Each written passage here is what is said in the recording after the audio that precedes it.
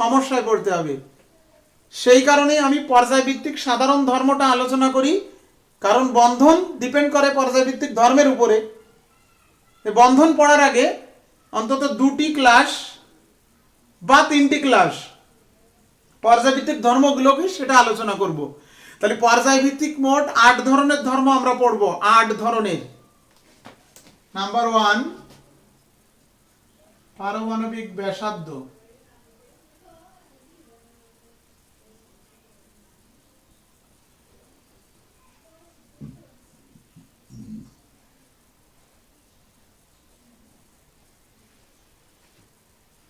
দুই,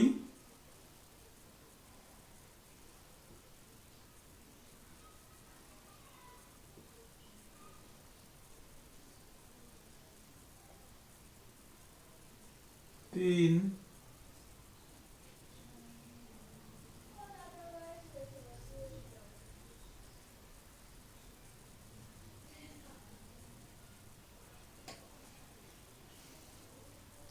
নমস্কার দীপ্র, দেরি করে এসছো।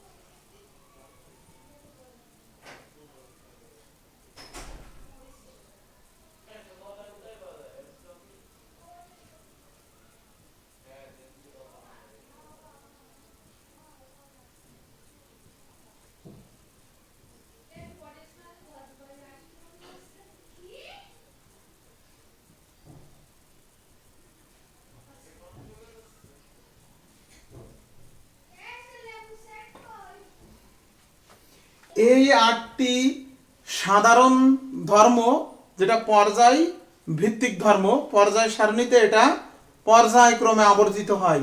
তাহলে আগে আমাকে পারমাণবিক ব্যাসার্ধ কাকে বলে, তোমরা এসএসসিতে পড়েছো পারমাণবিক ব্যাসার্ধ কাকে বলে। পরমাণুর নিউক্লিয়াস থেকে সর্বশেষ ইলেকট্রন এর যে দূরত্ব, সর্বশেষ শক্তি স্তরে যেখানে ইলেকট্রন আছে সেই শক্তি স্তর পর্যন্ত দূরত্বকে বলা হয় পারমাণবিক ব্যাসার্ধ। তার মানে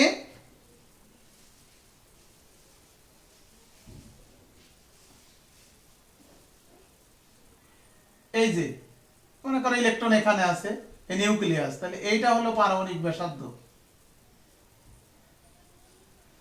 তাহলে এই পারমাণবিক ব্যাসার্ধ বাম থেকে ডাইনে গেলে একই পর্যায়ের, হ্রাসও পাওয়ার কথা না, বৃদ্ধিও কিন্তু পাওয়ার কথা না। কেন?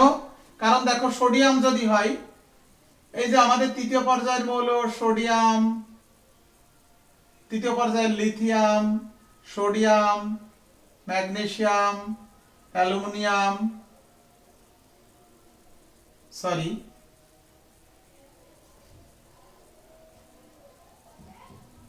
দ্বিতীয় পর্যায়ের মৌল lithium, beryllium, boron, carbon, nitrogen, oxygen, fluorine, নিয়ন।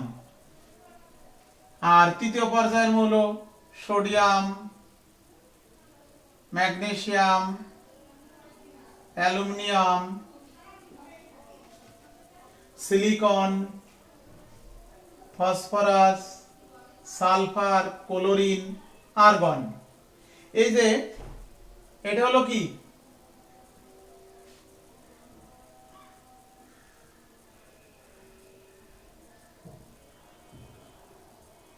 তৃতীয় পর্যায়,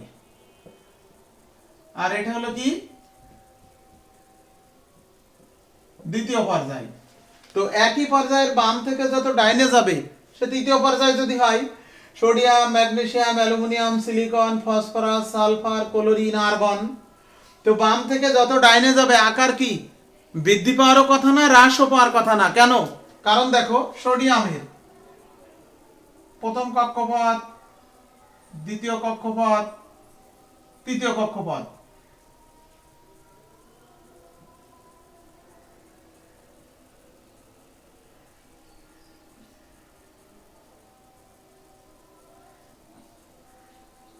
তো প্রথম কক্ষপথে 2টা ইলেকট্রন, দ্বিতীয় কক্ষপথে 8টা ইলেকট্রন,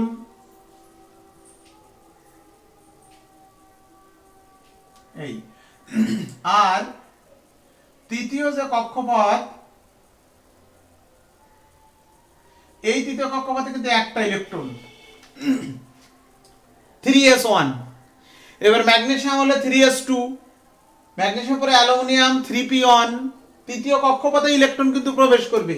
এই যে ম্যাগনেসিয়াম হলে এখানে আরেকটা ইলেকট্রন যাবে, যখনই অ্যালুমিনিয়াম হবে এখানে আরেকটা ইলেকট্রন, সিলিকন হলে এখানে আরেকটা ইলেকট্রন। তাহলে এই একই কক্ষপথে কিন্তু ইলেকট্রন যাচ্ছে, নতুন করে কোনো কক্ষপথ সেখানে বৃদ্ধি পাচ্ছে না। তাহলে এই ম্যাগনেসিয়ামেরও শেষ ইলেকট্রন তৃতীয় কক্ষপথে যায়, অ্যালুমিনিয়ামের তৃতীয়, silicon, phosphorus, sulphur, chlorine, argon সবারই কিন্তু তৃতীয় কক্ষপথে ইলেকট্রনটা প্রবেশ করে। কক্ষপথ আর কিন্তু বৃদ্ধি পায় না, তাহলে আকার বাড়ারও কথা না, কমারও কথা না, কিন্তু বাস্তবে বাম থেকে যত ডাইনে যাওয়া যায় তত আকার হ্রাস পায়। কেন হ্রাস পায় তার ব্যাখ্যা কি? কারণ এই কেন্দ্রে অর্থাৎ নিউক্লিয়াসে একটা করে প্রোটন, এর 11, এর প্রোটন সংখ্যা কত? 12, এর 13, এর 14, এর 15, এর 16। একটা করে ইলেকট্রন নিউক্লিয়াসে বৃদ্ধি পায়, তাতে ধনাত্মক চার্জ বাড়ে নিউক্লিয়াসে। আর বাইরে একই শক্তি স্তরে ইলেকট্রন বেগের ঘনত্ব বাড়তে থাকে। তাহলে নিউক্লিয়াসের সাথে আকর্ষণ বাম থেকে যত ডাইনে যাবে তত বৃদ্ধি পায়, তাই আকার সামান্য হ্রাস পায়। এই আকার হ্রাস পেতে পেতে সর্বনিম্ন আকার হলো হ্যালোজেন গ্রুপ। এই যে গ্রুপ 7 হ্যালোজেন, নিষ্ক্রিয় গ্যাসের আকার কিন্তু হ্যালোজেন থেকে সামান্য একটু বেশি। অনেকে কিন্তু কনফিউজ থাকে, এমসিকিউতে কোশ্চেন আসলে আর্গনের আকার ছোট দিয়ে দেয়। এই পর্যায়ে সব থেকে আকার ছোট কার যদি প্রশ্ন আসে? ক্লোরিন। দ্বিতীয় পর্যায়ে সব থেকে আকার ছোট কার? হ্যালোজেনের। নিয়নের আকার একটু বড় হবে। কেন? কারণ নিষ্ক্রিয় গ্যাসের ইলেকট্রন শক্তি স্তরে পরিপূর্ণ হয়ে যায়, S2p6 অষ্টক পূরণ হয়, এখানে ইলেকট্রনিক বিকর্ষণ বেশি, তাই আকার একটু বৃদ্ধি পায় নিষ্ক্রিয় গ্যাসগুলোর। সোডিয়াম থেকে ম্যাগনেসিয়ামের আকার কম, ম্যাগনেসিয়াম থেকে অ্যালুমিনিয়ামের আকার আরো কম, অ্যালুমিনিয়াম থেকে সিলিকনের আরো একটু কম, ফসফরাসের আরো একটু কম, সালফারের আরো একটু কম, ক্লোরিনের আরো কম। সব থেকে কম হলো ক্লোরিনের। 1 মিনিট।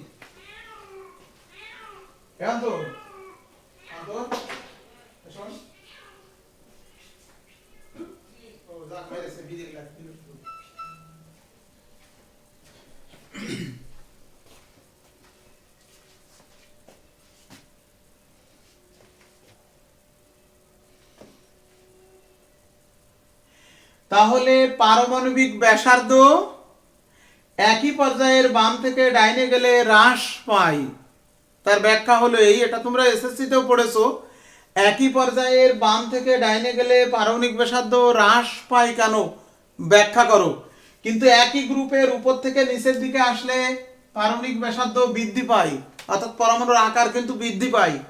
কারণ এর ইলেকট্রনটি আছে 2s1, সোডিয়ামের কি 3s1, তার নিচে পটাশিয়ামের কি 4s1, নতুন করে একটা শক্তি স্তর কিন্তু সেখানে বাড়ে বা বৃদ্ধি পায়। তাই একই গ্রুপের উপর থেকে নিচের দিকে আসলে, যে কোনো গ্রুপের উপর থেকে নিচের দিকে আসলে আকার বৃদ্ধি পায়, অর্থাৎ পারমাণবিক ব্যাসার্ধ বৃদ্ধি পায়।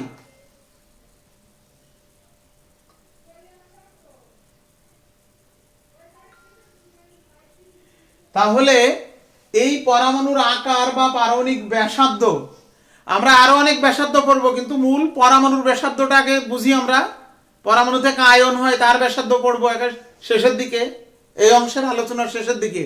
তাহলে এই পারমাণবিক ব্যাসার্ধ এটা কিন্তু ইম্পর্টেন্ট একটা পর্যায়ভিত্তিক ধর্ম, কারণ এই পারমাণবিক ব্যাসার্ধের উপরে বাকি সব ধর্মগুলো ডিপেন্ড করে। অর্থাৎ পারমাণবিক ব্যাসার্ধের উপরে বাকি সব ধর্মগুলো নির্ভর করে।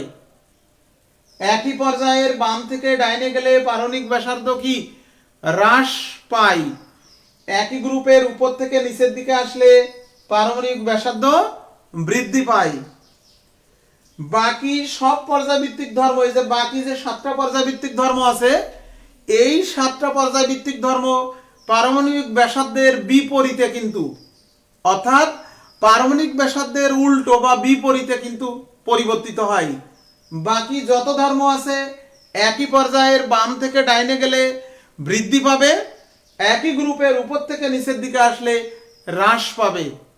আবার বলি, পারমাণবিক ব্যাসার্ধ একই পর্যায়ের বাম থেকে ডাইনে গেলে হ্রাস পায়, অন্য সব ধর্ম কিন্তু বৃদ্ধি পায়। পারমাণবিক ব্যাসার্ধ একই গ্রুপের উপর থেকে নিচের দিকে আসলে বৃদ্ধি পায়, অন্য সব ধর্ম কিন্তু হ্রাস পায়। যদি তুমি পারমাণবিক ব্যাসার্ধটা ভালো করে বোঝো, অন্য কোনো ধর্ম তোমার মুখস্থ করা লাগবে না, তুমি পারমাণবিক ব্যাসার্ধের আলোকে তার ব্যাখ্যা দিতে পারবে। তাহলে এখন আসো আমরা আয়নীকরণ বিভব আলোচনা করি।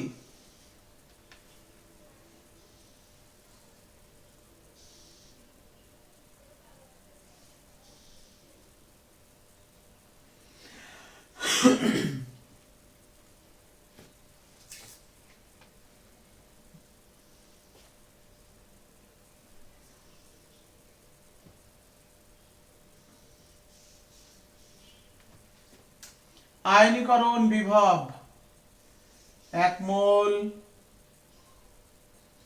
চার্জ নিরপেক্ষ কোন মৌলের শেষ শক্তি স্তর থেকে 1 মোল ইলেকট্রন অপসারণ করে 1 মোল একক ধনাত্মক আয়নে পরিণত করতে যে পরিমাণ শক্তির প্রয়োজন হয় 494 কিলোজুল। 494,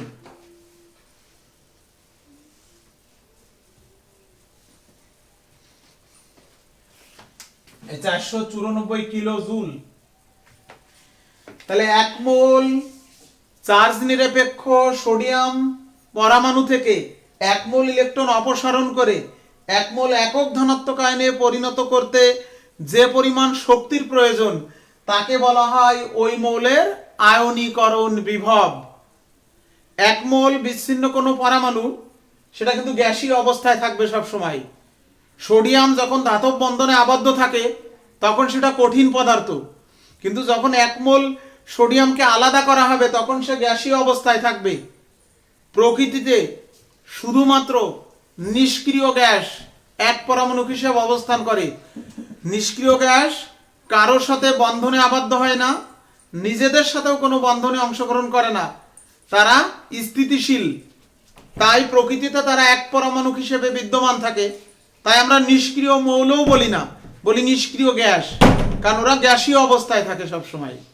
তাহলে 1 মোল বিচ্ছিন্ন কোনো পরমাণু গ্যাসীয় অবস্থায় তার শেষ শক্তি স্তর থেকে 1 মোল ইলেকট্রন অপসারণ করে 1 মোল একক ধনাত্মক আয়নে পরিণত করতে যে পরিমাণ শক্তির প্রয়োজন হয়, ইলেকট্রন শক্তি স্তর থেকে বের করতে শক্তির প্রয়োজন হয়। কেন?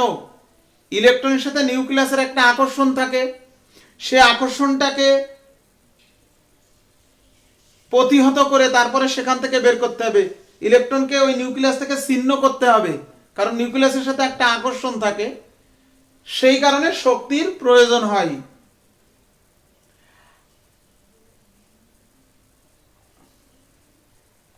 আয়নীকরণ বিভব একই পর্যায়ের বাম থেকে ডাইনে গেলে বৃদ্ধি পায়, কারণ একই পর্যায়ের বাম থেকে ডাইনে গেলে আকার যেহেতু হ্রাস পায়, তাহলে নিউক্লিয়াসের সাথে ইলেকট্রনের আকর্ষণ বৃদ্ধি পেতেই থাকবে। সেই কারণে যত বাম থেকে ডাইনে যাবা ইলেকট্রন অপসারণ করতে বেশি শক্তির প্রয়োজন হবে। তাহলে সোডিয়াম থেকে শুরু যদি করো, সোডিয়াম থেকে ম্যাগনেসিয়ামের আয়নীকরণ বিভব বেশি, ম্যাগনেসিয়াম থেকে অ্যালুমিনিয়ামের আরও বেশি, অ্যালুমিনিয়াম থেকে সিলিকনের আরও বেশি, সিলিকন থেকে ফসফরাসের আরও বেশি, ফসফরাস থেকে সালফারের আরও বেশি, সালফার থেকে ক্লোরিনের আরও বেশি, ক্লোরিন থেকে আর্গনের আয়নীকরণ বিভব অনেক বেশি। তবে সর্বাধিক আয়নীকরণ বিভব কাদের? নিষ্ক্রিয় গ্যাস, কারণ ওদের স্থিতিশীল ইলেকট্রন কাঠামো, সেখান থেকে ইলেকট্রন অপসারণ করতে অনেক শক্তির প্রয়োজন হয়।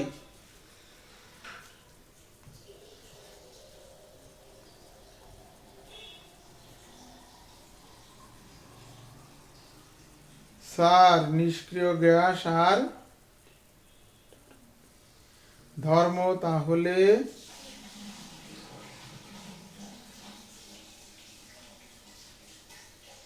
হ্যাঁ, নিষ্ক্রিয় গ্যাস কোনো বন্ধনে অংশগ্রহণ করে না, ধর্ম নিরপেক্ষ বলা যাবে না। এই যে তার আয়নীকরণ বিভব সব থেকে বেশি, তার মানে সে ইলেকট্রন ত্যাগ করে না, সেখান থেকে ইলেকট্রন বের করা যায় না, তারা আয়নে পরিণত হয় না, তাহলে বন্ধনে আবদ্ধ হবে না। একই পর্যায়ের বাম থেকে ডাইনে গেলে আয়নীকরণ বিভব বৃদ্ধি পাবে, আর একই গ্রুপের উপর থেকে নিচের দিকে আসলে আয়নীকরণ বিভব হ্রাস পাবে। কেন? কারণ একই গ্রুপের উপর থেকে নিচের দিকে আসলে আকার বড় হতে থাকে, আর আকার বড় হলে নিউক্লিয়াসের সাথে আকর্ষণ কমে, তাহলে সহজে ইলেকট্রন সেখান থেকে বের করা যাবে কম শক্তি ব্যয়ে। তাহলে একই গ্রুপের উপর থেকে নিচের দিকে আসলে আয়নীকরণ বিভবের মান হ্রাস পাবে। ধাতুর ক্ষেত্রে লিথিয়াম থেকে সোডিয়ামের আয়নীকরণ বিভব কম, সোডিয়াম থেকে পটাশিয়ামের আরও কম, পটাশিয়াম থেকে রুবিডিয়ামের আরও কম। একই গ্রুপের উপর থেকে যত নিচে আসবে আয়নীকরণ বিভবের মান তত হ্রাস পায়। এখন এই আয়নীকরণ বিভবে ব্যতিক্রম আছে দুই জায়গায়, খেয়াল করো।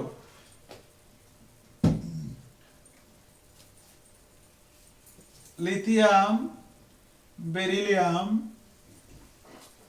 ব্রোন, carbon, nitrogen, oxygen, fluorine, neon. নিয়ম অনুসারে সব থেকে বেশি হবে কার? নিয়নের।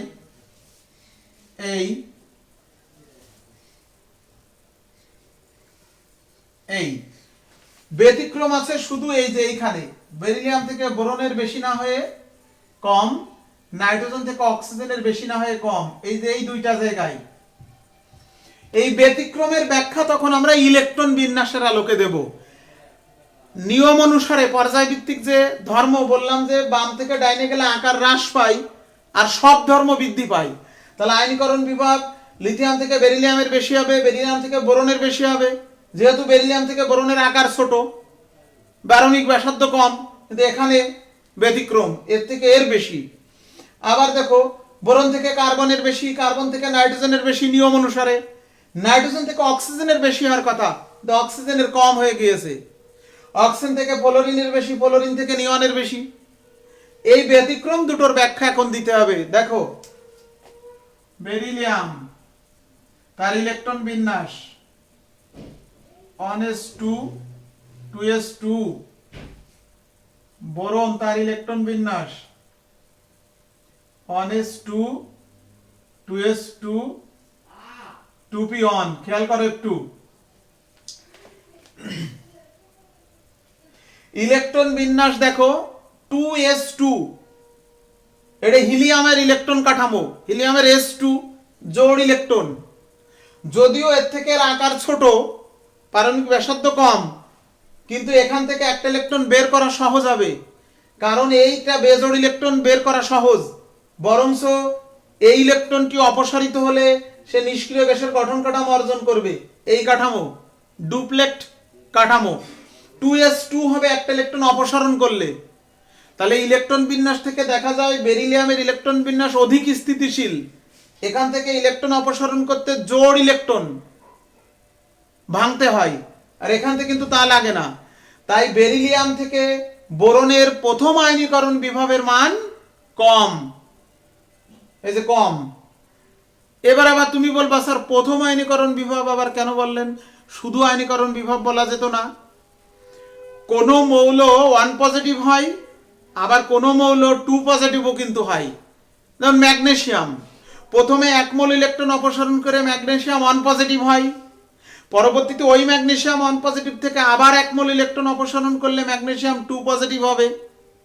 তাহলে দুইবার কিন্তু প্রথম 1 মোল ইলেকট্রন অপসারণ করতে যে শক্তির প্রয়োজন সেটাকে বলা হয় প্রথম আয়নীকরণ বিভব। দ্বিতীয় ক্ষেত্রে ওই ম্যাগনেসিয়াম 1 পজিটিভ থেকে আবার 1 মোল ইলেকট্রন অপসারণ করতে যে পরিমাণ শক্তির প্রয়োজন হবে সেটা হচ্ছে দ্বিতীয় আয়নীকরণ বিভব। তাই এখানে অনেক সময় শুধু আয়নীকরণ বিভব না বলে বলতে পারে যে বেরিলিয়ামের প্রথম আয়নীকরণ বিভব বোরনের প্রথম আয়নীকরণ বিভব থেকে বেশি কেন? উল্টোও বলতে পারে বেরিলিয়ামের প্রথম আয়নীকরণ বিভব অপেক্ষা বোরনের প্রথম আয়নীকরণ বিভব কম কেন, ব্যাখ্যা করো। তাহলে ব্যাখ্যা হলো পর্যায় শ্রেণীর বাম থেকে ডাইনে গেলে বৃদ্ধি পাওয়ার কথা, কিন্তু এখানে হ্রাস পেয়েছে, কারণ ইলেকট্রন কাঠামোতে তখন ব্যাখ্যা দিতে হবে। যে কোনো ব্যতিক্রম তার ব্যাখ্যা শুধুমাত্র ইলেকট্রন বিন্যাস দিয়ে ছাড়া দেওয়া যাবে না। শুধুমাত্র ইলেকট্রন বিন্যাসের সাহায্যে ব্যতিক্রম কোনো ব্যাখ্যা, কোনো ত্রুটিপূর্ণ ব্যাখ্যা সেটা শুধু ইলেকট্রনীয় কাঠামোতে দিতে হবে। এবার আসো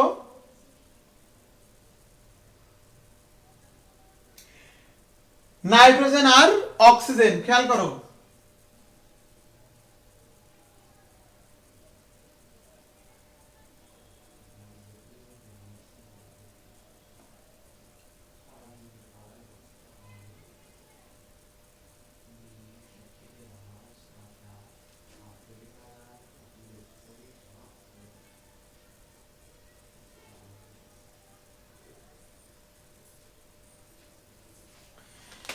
অক্সিজেন থেকে নাইট্রোজেন পর্যায় সারণীতে একই পর্যায়ের ডাইনে, তাহলে নাইট্রোজেন থেকে অক্সিজেনের আকার ছোট, পারমাণবিক ব্যাসার্ধ কম, তাহলে নাইট্রোজেন থেকে অক্সিজেনের আয়নীকরণ বিভব বেশি হওয়ার কথা, কিন্তু প্র্যাকটিক্যালি দেখা গেল কি অক্সিজেনের কম নাইট্রোজেনের বেশি। তাহলে ইলেকট্রন বিন্যাস অবজার্ভ করলে দেখা যায় এর অর্ধপূর্ণ ইলেকট্রন বিন্যাস p3, আর অক্সিজেনের দেখো p4। আমরা জানি অর্ধপূর্ণ ইলেকট্রন বিন্যাস অধিক স্থিতিশীল হুন্ডের নিয়ম অনুসারে। অর্ধপূর্ণ অথবা পরিপূর্ণ ইলেকট্রন বিন্যাস অধিক স্থিতিশীল। তাহলে এইখান থেকে একটা ইলেকট্রন বের করতে এই স্থিতিশীল ইলেকট্রনীয় কাঠামো ভাঙতে হবে, আর এখান থেকে একটা ইলেকট্রন অপসারণ হলে 3p3 হবে, কিন্তু এই কাঠামো অর্জন করবে। তাহলে নাইট্রোজেন থেকে অক্সিজেনের আকার ছোট হলেও তার আয়নীকরণ বিভব কম, কারণ অক্সিজেনের ইলেকট্রন বিন্যাসে p4 একটা ইলেকট্রন বের করলে p3 ইলেকট্রন বিন্যাস লাভ করে, যেটা নাইট্রোজেনের আগের থেকে স্থিতিশীল ইলেকট্রন বিন্যাস। তাই এখান থেকে বের করতে অধিক শক্তির প্রয়োজন হবে। তাই অক্সিজেন থেকে নাইট্রোজেনের প্রথম আয়নীকরণ বিভবের মান বেশি। তাহলে আয়নীকরণ বিভবের ব্যতিক্রম শুধু দ্বিতীয় পর্যায়ের এই যে বেরিলিয়াম আর বোরন, নাইট্রোজেন আর অক্সিজেন, এই দুটো থেকেই কিন্তু পরীক্ষায় সব সময় প্রশ্ন হয়, খ নম্বরে আসে 2 মার্কের অনুধাবনমূলক, যে বেরিলিয়াম থেকে বোরনের আয়নীকরণ বিভব মান কম কেন, ব্যাখ্যা করো। নাইট্রোজেন থেকে অক্সিজেনের প্রথম আয়নীকরণ বিভবের মান কম কেন, ব্যাখ্যা করো। তাহলে আয়নীকরণ বিভব হয়ে গেল। এবার আসো ইলেকট্রন আসক্তি, 3 নম্বর।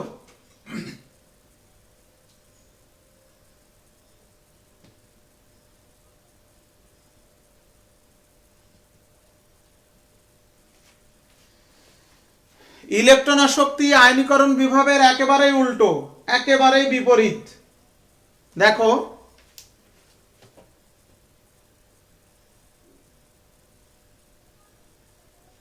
এক মোল বিচ্ছিন্ন কোনো পরমাণু গ্যাসীয় অবস্থায়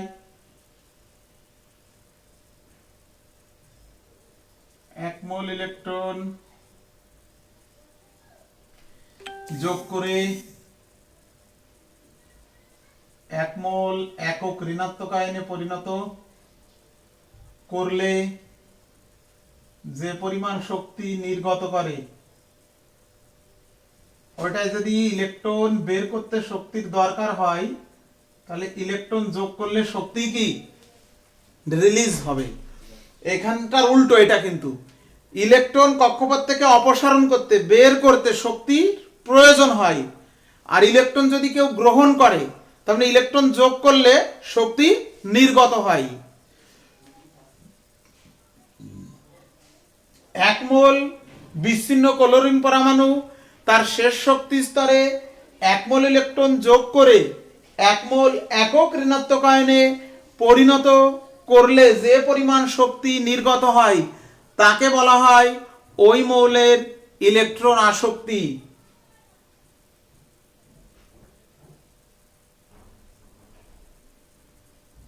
সিকিউ কোশ্চেন বলতে ক এবং খ আসে, কিন্তু তুমি যদি এই জ্ঞান তোমার না থাকে, তাহলে রাসায়নিক বন্ধন পড়তে সমস্যা হবে।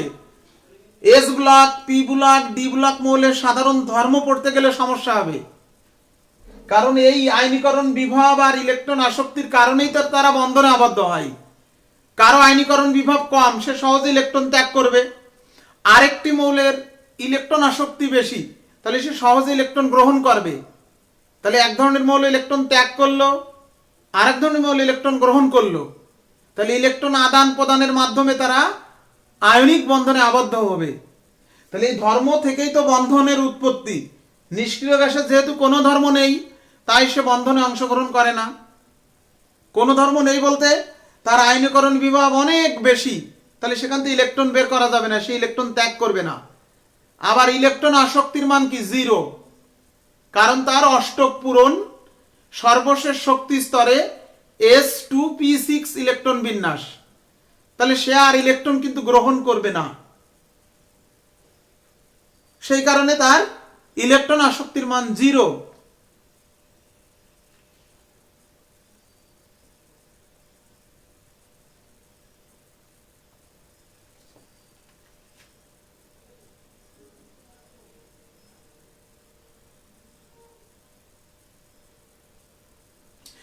ইলেকট্রন আসক্তিও একটি পর্যায় ভিত্তিক ধর্ম। একই পর্যায়ের বাম থেকে যত ডাইনে যাবে, ইলেকট্রন আসক্তির মান তত বৃদ্ধি পাবে। কারণ বাম থেকে যত ডাইনে যাবে আকার কি ছোট হচ্ছে, তাহলে নিউক্লিয়াসের সাথে ইলেকট্রনের আকর্ষণ বৃদ্ধি পায়, তাহলে ইলেকট্রন গ্রহণের প্রবণতা তার বৃদ্ধি পাবে। তাই একই পর্যায়ের বাম থেকে যত ডাইনে যাবে, ইলেকট্রন আসক্তির মান বৃদ্ধি পাবে। সর্বাধিক ইলেকট্রন আসক্তি বিশিষ্ট মৌল হলো হ্যালোজেন, গ্রুপ 7 17 নম্বর কলামে যারা আছে হ্যালোজেন, তার ইলেকট্রন আসক্তি সর্বাধিক, আর নিষ্ক্রিয় গ্যাসের ইলেকট্রন আসক্তি 0। আর একই গ্রুপের উপর থেকে যত নিচে আসবে, তত ইলেকট্রন আসক্তির মান হ্রাস পাবে। তখন আকার বড় হচ্ছে, তাহলে ইলেকট্রন গ্রহণের প্রবণতা হ্রাস পাবে। তাহলে একই পর্যায়ের বাম থেকে ডাইনে গেলে ইলেকট্রন আসক্তির মান বৃদ্ধি পায়, একই গ্রুপের উপর থেকে নিচের দিকে আসলে ইলেকট্রন আসক্তির মান হ্রাস পায়। এখানে ব্যতিক্রম আছে গ্রুপে, যেহেতু আয়নীকরণ বিভাবে ব্যতিক্রম হলো পর্যায়ে, আর আয়নীকরণ বিভাবের উল্টো জিনিস হলো ইলেকট্রন আসক্তি, তাই এর ব্যতিক্রম হলো গ্রুপে। খেয়াল করো, ফ্লোরিন, ক্লোরিন, ব্রোমিন, আয়োডিন, এরা একই গ্রুপের মৌল, তাহলে ইলেকট্রন আসক্তি উপর থেকে নিচের দিকে আসলে হ্রাস পাওয়ার কথা, এই ক্রম হবে, কিন্তু এই জায়গাটাই ব্যতিক্রম। এই ফ্লোরিন থেকে ক্লোরিনের আকার বড়, তাহলে তোর ইলেকট্রন শক্তি কম হওয়ার কথা। ক্লোরিন থেকে ব্রোমিনের আকার বড়, ইলেকট্রন শক্তি কম। ব্রোমিন থেকে আয়োডিনের আকার বড়, তাহলে তার ইলেকট্রন শক্তি কম। তাহলে এখানে কোনো ক্লোরিন, ব্রোমিন, আয়োডিন এদের মধ্যে কোনো সমস্যা নেই। এই জায়গাটা কেন ব্যতিক্রম? কেন ফ্লোরিনের আকার ছোট হওয়া সত্ত্বেও তার ইলেকট্রন শক্তি কেন কম? তার ব্যাখ্যা, ইলেকট্রন বিন্যাস।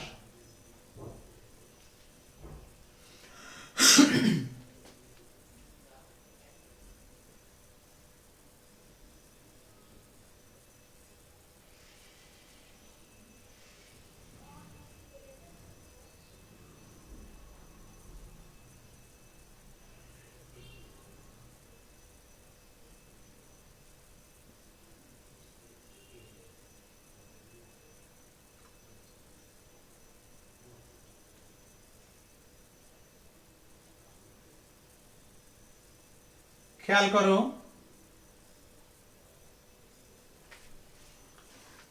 ফ্লোরিন দ্বিতীয় পর্যায়ের মৌল নিষ্ক্রিয় গ্যাসের আগে, ক্লোরিন তৃতীয় পর্যায়ের মৌল নিষ্ক্রিয় গ্যাসের আগে। এর আকার ছোট, কিন্তু এর ইলেকট্রনীয় কাঠামো দেখো, S2p5, 2d বলে কোনো অরবিটাল নেই, যেহেতু দ্বিতীয় পর্যায়ের মৌল। দ্বিতীয় শক্তি স্তরে 2s আর 2p দুইটা উপশক্তি স্তর আছে, 2d এর কোনো অস্তিত্ব নেই। কিন্তু ক্লোরিন তৃতীয় পর্যায়ের মৌল হয় 3s, 3p, 3d। তৃতীয় শক্তি স্তরে তিনটা উপশক্তি স্তর, 3s, 3p, 3d, কিন্তু 3d অরবিটাল পুরোপুরি ফাঁকা। তাহলে এখানে তৃতীয় শক্তি স্তরে 7টা ইলেকট্রন আছে, আর এর দ্বিতীয় শক্তি স্তরে 7টা ইলেকট্রন আছে। তাহলে ইলেকট্রনের ঘনত্ব কোথায় বেশি? এইখানে।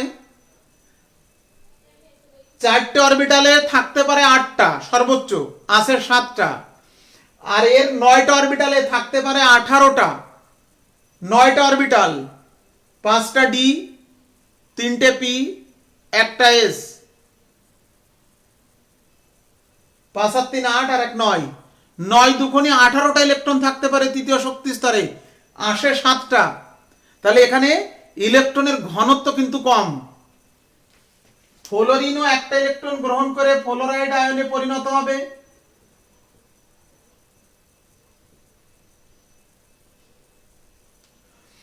ক্লোরিনও একটা ইলেকট্রন গ্রহণ করে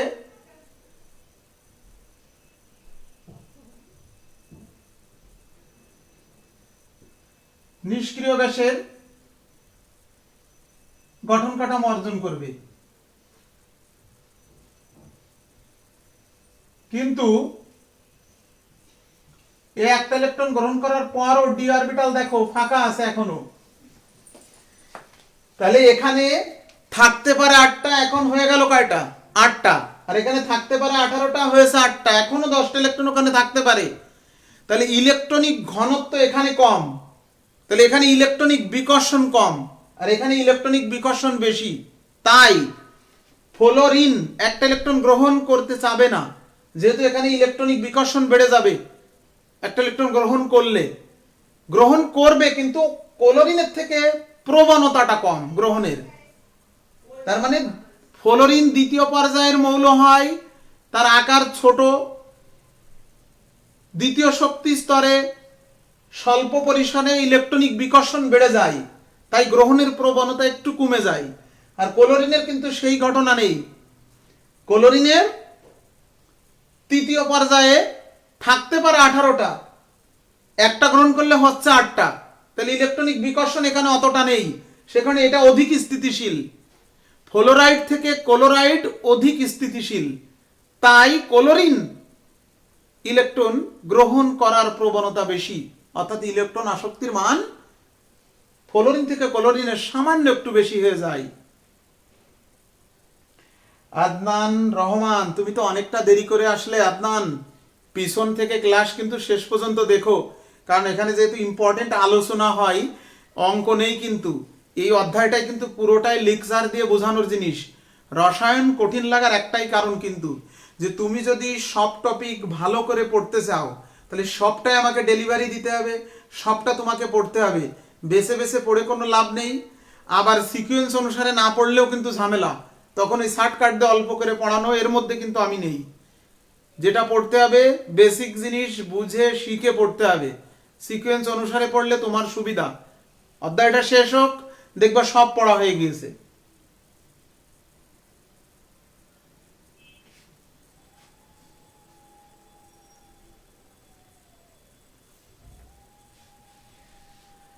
তাহলে আমরা ইলেকট্রন আসক্তি, আয়নীকরণ বিভব পড়লাম। এবার আসো তড়িৎ ঋণাত্মকতা। তড়িৎ ঋণাত্মকতা,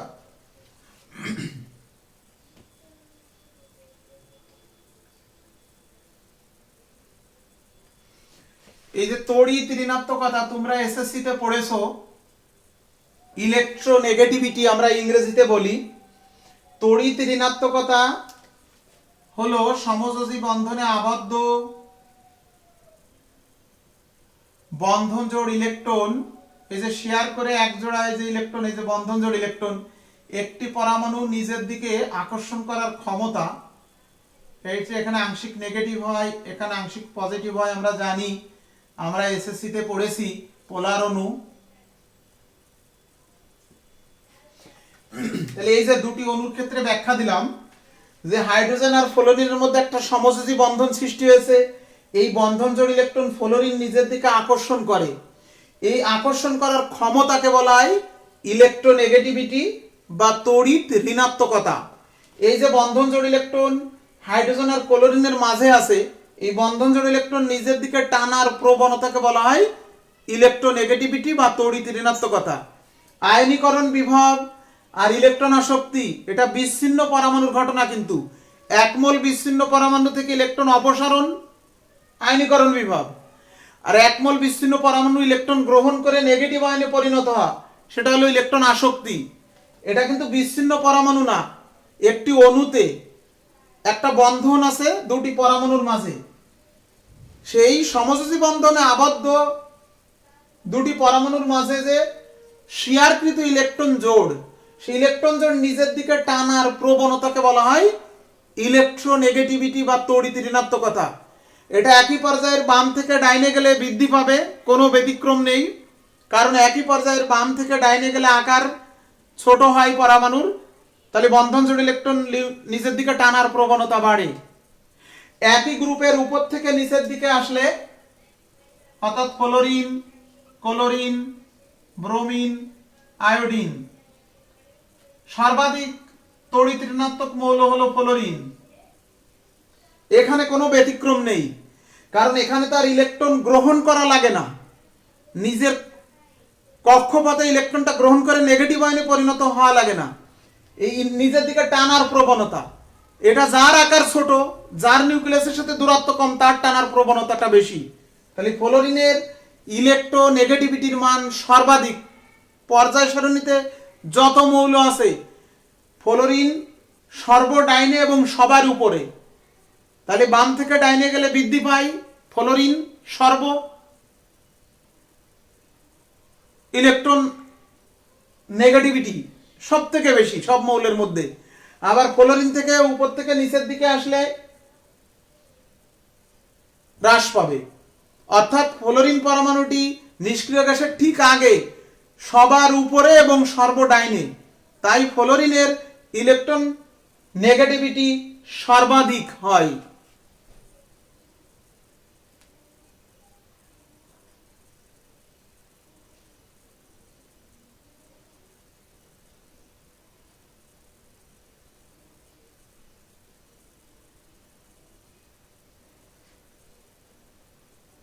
আচ্ছা ঠিক আছে আদনান, ওকে আদনান, ঠিক আছে। তাহলে আমরা 4টা ধর্ম পড়লাম। দেখো আমি বলেছিলাম মোট 8টি ধর্ম পড়বো, তার ভিতরে পারমাণবিক ব্যাসার্ধ খুব ইম্পর্টেন্ট, কিন্তু আয়নীকরণ বিভব, ইলেকট্রন শক্তি, তড়িৎ ঋণাত্মকতা, এই 4টা ধর্ম কিন্তু আজকে আমরা পড়লাম। আমরা এর পরের দিন কিন্তু বাকি 4টা শেষ করার চেষ্টা করব, যদি না পারি তাহলে পরের আরেকটি ক্লাসে যাবে, তো আরেকটি ক্লাস নিতে হবে, হয়তো আস্তে আস্তেই পড়ি বিষয়টা তোমরা